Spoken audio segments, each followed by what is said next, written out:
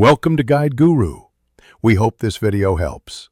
You start by confirming toolchain readiness, Flutter SDK, Android SDK, and Vscode with the Flutter and Dart extensions.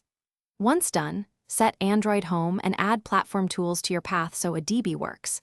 Make sure an emulator is running or a device is connected with USB debugging active. Then run Flutter Doctor and fix any warnings. This prevents build failures later. Now create or open your Flutter project in Vscode and switch to the terminal to begin the build steps. Next, prepare signing.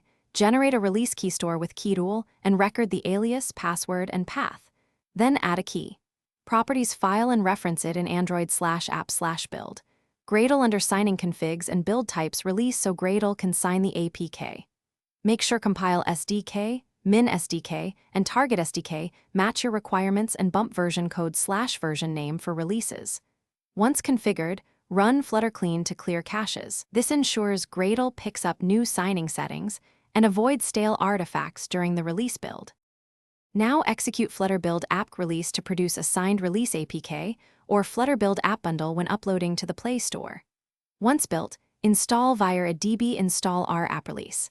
App and run the app to verify behavior, permissions, and performance. If something fails, read Gradle and Flutter output carefully.